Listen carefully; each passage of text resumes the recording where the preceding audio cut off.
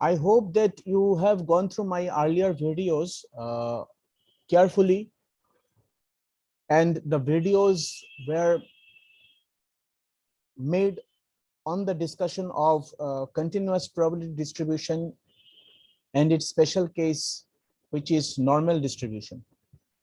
Yesterday's class, which I took with CSC section B, is also very important, was also very important.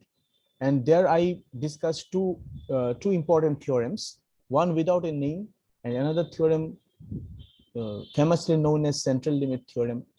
And this theorem actually tells us that under any circumstance, under the condition that if the number of experiments keeps on increasing, then with respect to the nature of the random variables present in the system, some of the random variables will tend to follow normal distribution.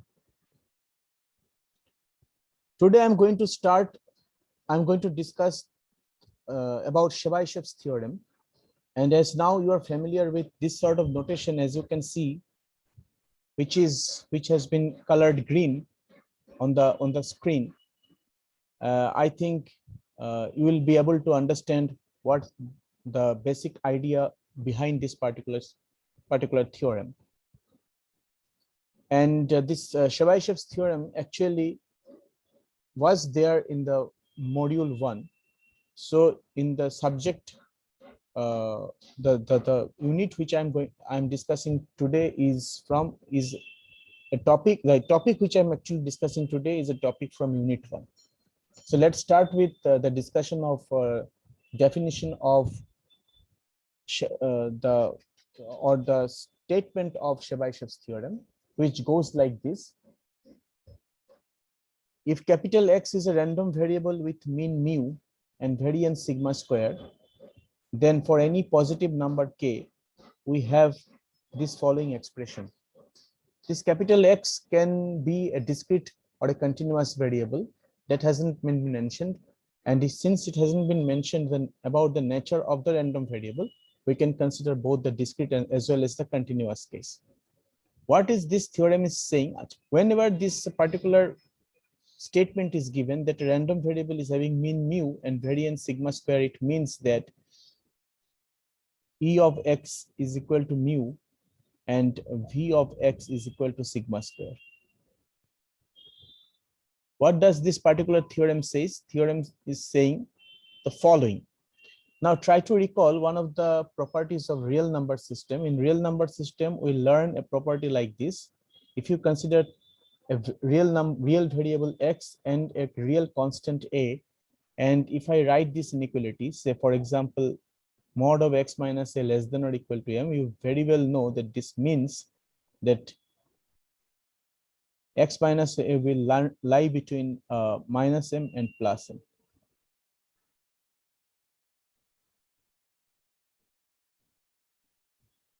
And you can add A on all the sides. So subsequently we'll be getting that X is lying between A minus M and A plus M. This comes from the real number theory. Now, if I try to apply this particular result over here, what will I get? Let us try to find it out first of all. We have the expression mod of X minus mu is less than K times sigma. Sigma is the standard deviation of the random variable. So SD of X is sigma. Now, just compare this expression with the expression written on the left-hand side. So this implies that the variable mod X minus mu that will lie between two numbers. One is minus K sigma and another is plus K sigma. And you can add mu on all the sides so that consequently you get the following. If you can recall the area property of the normal distribution, which I discussed in the previous sessions, you can very well remember that I wrote similar expressions like mu minus sigma lying x is lying between mu minus sigma and mu plus sigma, probability of this, if capital X is normal, if however capital X is normal, gives you 0.6826. When we write mu minus 2 sigma less than x less than mu plus 2 sigma, this is 0.9544. And when we write mu minus 3 sigma less than x less than mu plus 3 sigma, we get the probability as 0.9973. It happens only when capital X is normal, not in any other case. So my point is that the expression which I have written over here, this expression, you can correlate this expression with the following 3 expressions written inside the bracket. Okay. Now what this theorem is saying, now suppose according to the statement of the theorem, we have this. So what does it mean? It means that now if I want to find the probability of this expression, probability of mu minus k sigma less than capital X less than mu plus k sigma, then at least we can say it is greater than or equal to that. That's why I am using the term at least. We can at least say the probability of such expression will exceed or will exactly be equal to 1 minus 1 by k square.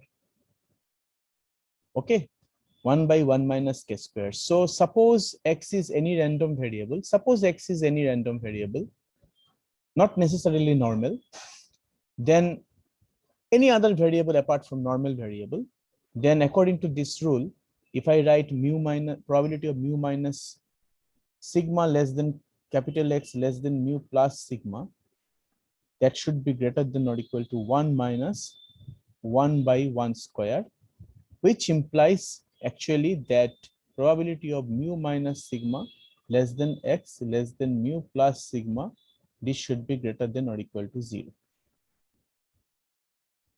Similarly,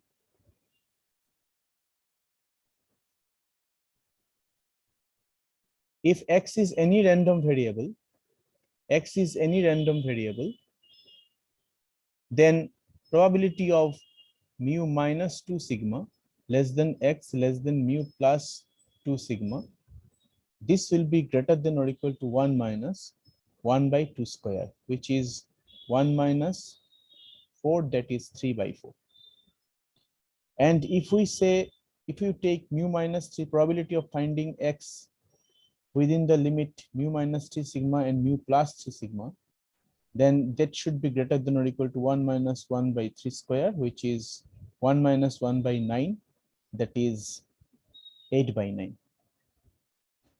Okay, remember that I am considering x to be any variable other than normal. I must write it other than normal. No, I shouldn't write other than normal, because you see one thing, carefully observe. Just a minute.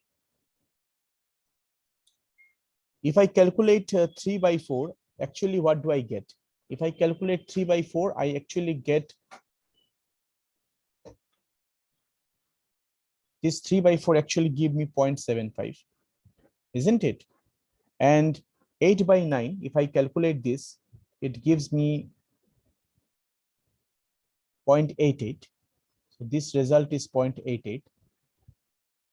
Now, if you can say, if you ask me what will happen to this particular formula when x is normal, when x is normal variable, you see that since we know that this result is 0.9973 and this result is 0.9544, obviously you see that this is greater than 0.75 and this is greater than 0.88.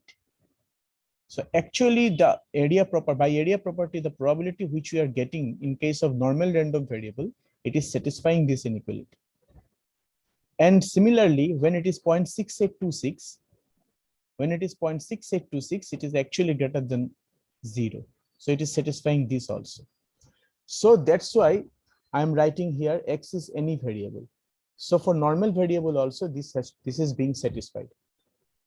What these results are saying to us, what this particular inequality is saying to us, when probability cannot be calculated, or we cannot associate a fixed probability value to a particular event, then at least we can say that probability, at least we can put several values to the probability of that event within certain range.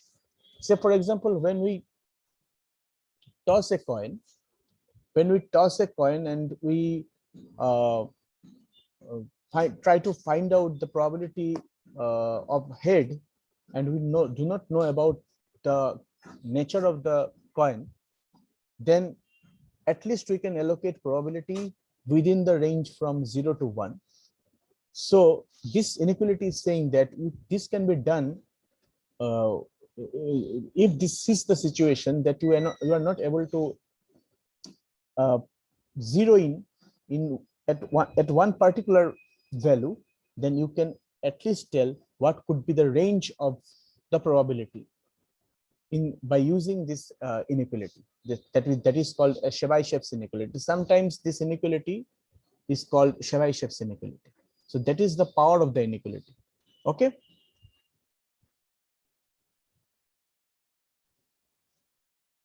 Now I'm going to read. I hope that you have taken a screenshot of the things which is written on the note.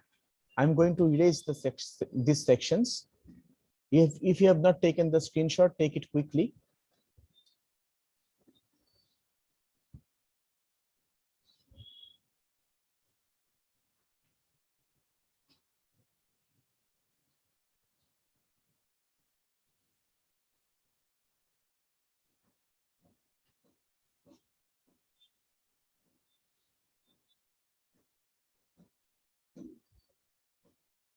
Now,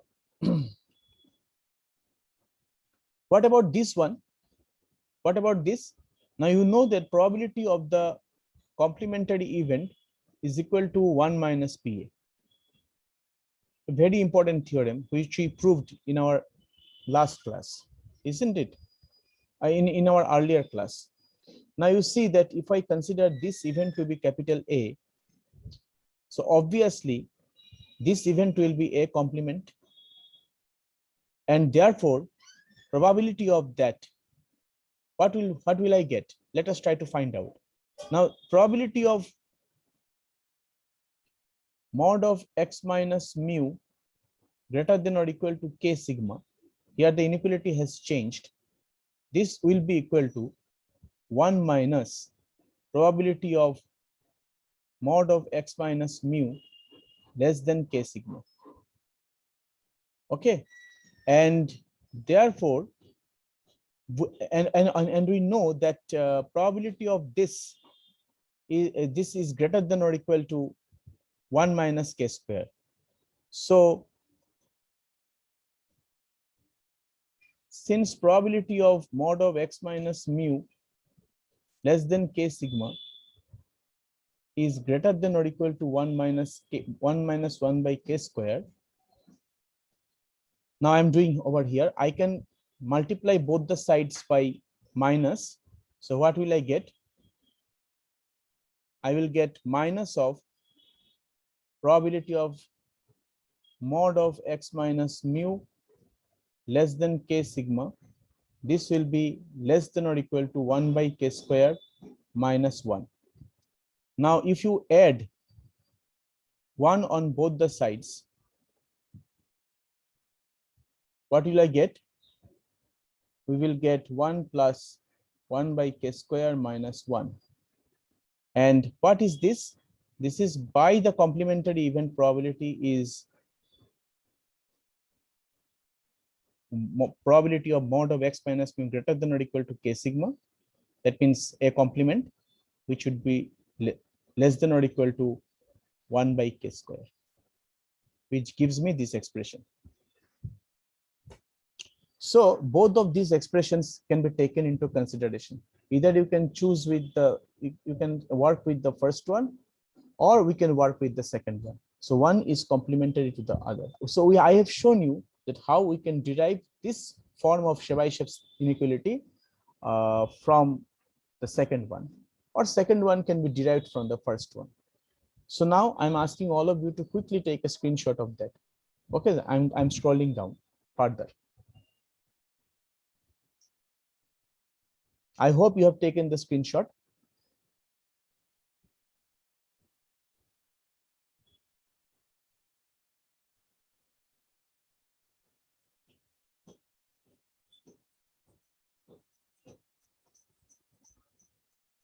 Okay, so let us now scroll down. So this theorem is called Chebychev's theorem, and in terms of inequality, it is also known as Chebychev's inequality. Now I have a problem where it is given that there is a symmetric die. There is a symmetric die which is thrown 600 times. Find the lower bound for the probability of getting 80 to 120. Okay, you can you can identify this particular picture. It is the logo of our WhatsApp group I have created.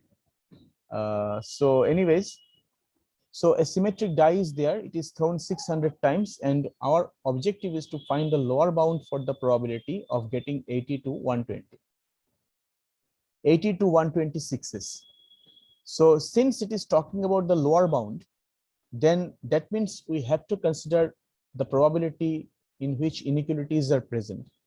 And that can only be found in the inequality which is described just now, known as Chebychev's inequality. So we shall do the problem in the following manner. Let capital S be the total number of successes. Then, now you see one thing.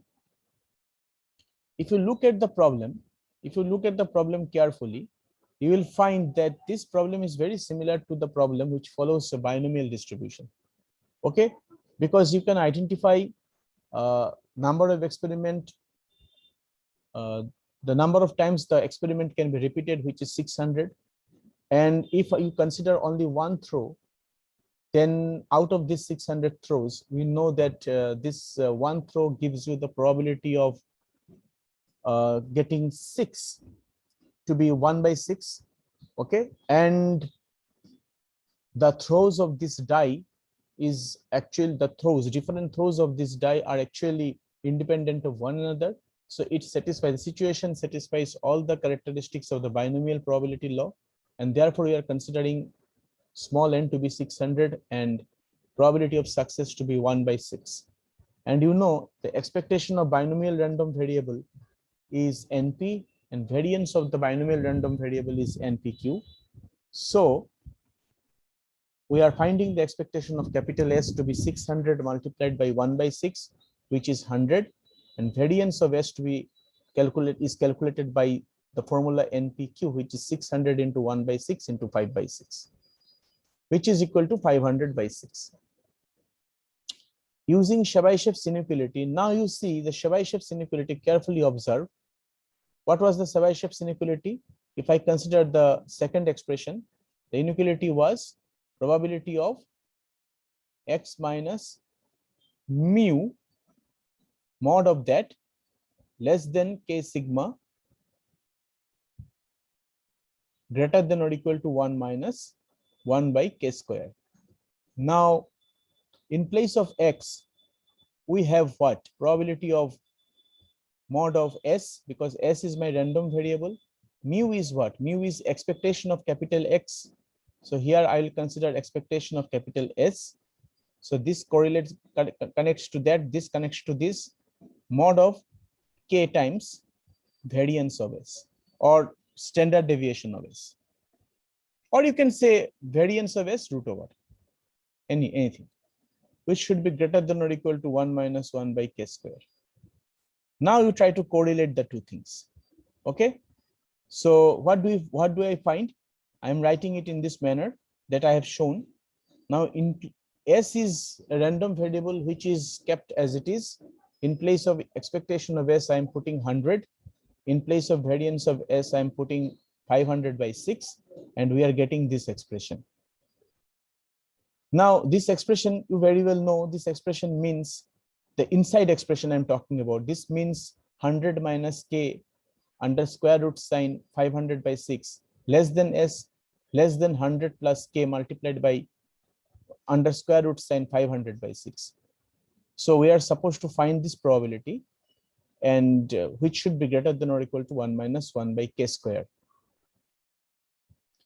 And since we are talking about since the question is asking about the lower bound, so you can very well say that this is the lower bound of such inequality. Okay, so that's why, since it is talking about, is asking about the lower bound, that's why I have considered the second form of the Chebychev inequality. So we have got this expression. Now, one thing you observe, what you are supposed to find, you are supposed to find the probability of success lying between 80 and 120. And from the given condition, it is the condition of the question. We are supposed to, we have written this condition from the question. And also, by the calculation, we have obtained this condition. Okay. Now try to look at it. Try to correlate the expressions. And if you correlate the expressions, what will you find? You will find that the lower limit of this equation, inequality 1, that is 100 minus k multiplied by root over 500 by 6, this will be exactly equal to 80. And the upper limit 100 plus k multiplied by 500 by 6, that would be exactly equal to 120. So I have written this over here. And if you solve this particular system, you will find k to be having this expression 20 by under square root sine 500 by 6. So k is obtained. Now, once k is obtained, you can replace k in the inequality. So we have replaced it. And after a little bit of simplification, we have ultimately found that if a symmetric die is thrown 600 times, then probability of success or getting 6 within 80 and 120. That means the number of sixes in this 600 throws will be, it can be 81 or 82 or 119. This will vary within this range. At least we can say that this probability will be greater than or equal to 19 by 24. We may not know the exact probability. We may not know the exact probability of this scenario, but at least we can say that this probability will exceed this value, which is 19 by 24. And since the inequality gives you greater than equal, the inequality involves greater than type, greater than or equal to symbol, then therefore 19 by 24, this probability value is the lower bound. So we have successfully found the lower bound using the Chebychev's theorem. Now, lastly, before I conclude this note, there is a note which I have put over here. It's very important. The note says that how large a sample is needed. So whenever you do the sample survey, as I explained in my previous class, that population cannot be surveyed because of the lack of manpower, lack of material, lack of money, lack of intuition. Okay, so and lack of knowledge also. So therefore, we always work with sample. Now, we have so far learned various probability distributions such as binomial, Poisson, normal. We have also come across that by central limit theorem, if we work with a set of random variables of any type, and if you keep on increasing the size of the sample, then the sum of the random variables tend to follow the normal distribution. Question is, how can well be the population? How can well the population be? We can give conclusion on the population. We can have some idea about the population. How can this be done in the best possible way? And what should be the corresponding size of the sample? So there is a note which I have introduced over here, which says what should be the proper sample size. So let us read the note from as it is given. The central limit theorem leaves open the question of how large the sample size needs to be for the normal approximation to be valid. Indeed, the answer depends on the population distribution of the sample data. For instance, if the underlying population distribution is normal, then the sample mean will also be normal, no matter what the sample size is. General rule of thumb is that one can be confident of the normal approximation whenever the sample size is at least 30. Practically speaking, no matter how non-normal the underlying population distribution is, the sample mean of a sample size of at least 30 will be approximately normal. So what does this particular paragraph say in a simple sentence is that if you go through the if you go through the sentences again, you will find that if you ask me to summarize what is given in the note from the last line, carefully observe the last line. It is saying that if n is greater than 30, consider your sample to be a large sample. It is a new idea which I am giving you, and which is very important for our studying of probability theory. That if before showing you this particular note, if I would have shown you, if I would have asked you what would be the large sample size, what would be the sample size when I consider the sample size to be large, then you could have answered it should be 1,000, 10,000. This replies I could have got from you. But remember, if I consider n is to be greater than 30, then we can say that the sample is a large sample. And why is it so? Because this particular note which is written, which is in front of you right now, it's a conclusion of a rigorous mathematics, and the mathematics is saying that statisticians have seen that if they take the sample size to be greater than 30, the sampling distribution tend to follow normal distribution.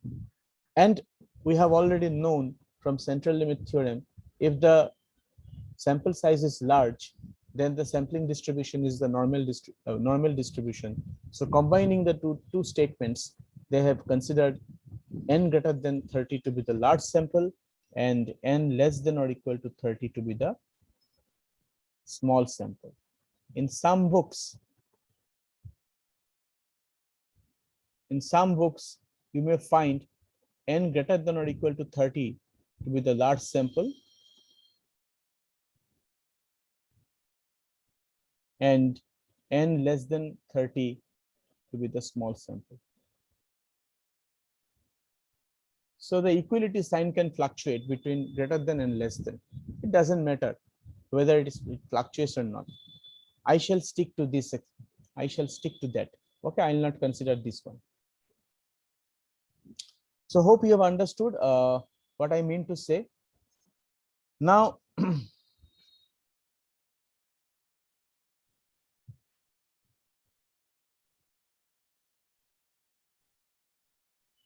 I'm going to my next note, which is about two other distributions, two other types of continuous probability distribution. One is called exponential distribution, another is called gamma density.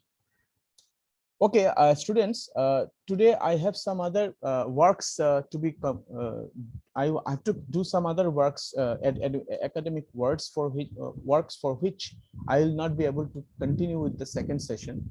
So let's talk about how much we can from this particular note, as much as we can from within 10 minutes. And then after this session ends, you need not join for today. Okay.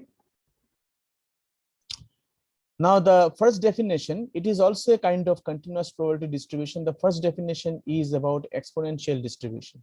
It is also a kind of continuous probability distribution. The definition goes like this. A random variable capital X is said to have an exponential distribution with parameter theta. Now, yeah, you know that every probability distribution has a kind of parameter. Its parameter will be theta if its probability density function is given by fx comma theta, which is theta multiplied by exponent of minus theta into x when x is positive, non-negative, and 0 otherwise. The parameter of the exponential variable is theta over here. So if the theta is known, this probability can be found. Such a distribution is called exponential distribution, and you can very well see that this particular random variable is continuous because it can take any value, any non-negative value. Any non-negative real number can be taken into consideration. So it is a continuous probability distribution. It is another type of continuous probability distribution other than normal. Okay. Now, by applying the definition of expectation and variance of the continuous variable, it is easy to find that capital X is exponential. If capital X is exponential, then expectation of capital X can be found to be 1 by theta, and variance of capital X can be found to be 1 by theta square. Now, as I haven't shown you the calculation of finding expectation and variance for binomial Poisson normal, so this result you have to remember. Don't have to, the proof is not there in the syllabus and you don't have to do it. Just remember that if the expression is like probability distribution formula is given like this, and if the random variable is exponential, then expectation of the random variable is 1 by theta and variance of the random variable is 1 by theta square. This result is very important and you have to remember it. Now let us discuss a problem very quickly. Suppose that during rainy season on a tropical island, the length of the shower has an exponential distribution. So they have already mentioned that the length of the shower will be exponential. With the parameter lambda equals to 2, time being measured in minutes. What is the probability that shower will last more than 3 minutes? If a shower has already lasted for 2 minutes, what is the probability that it will last for at least 1 more minute? So let us try to find out this particular solution. So to begin with, we have assumed X to be the random variable denoting the length of shower, which means how long the shower lasts. And distribution is exponential as it is mentioned in the question with parameter lambda equals to 2. So in place of theta, they have considered the notation lambda only. So the situation will have the probability of the form fx comma lambda, which is, you know, the formula, the probability formula is theta into e to the power minus theta x. So in place of theta, we have lambda and its value is 2. So the probability will be twice e to the power minus twice x when x is non-negative.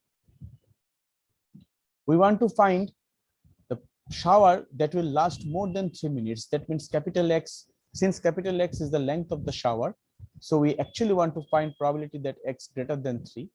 And that means by continuous probability law, that is the integration from 3 to infinity of the function given over here.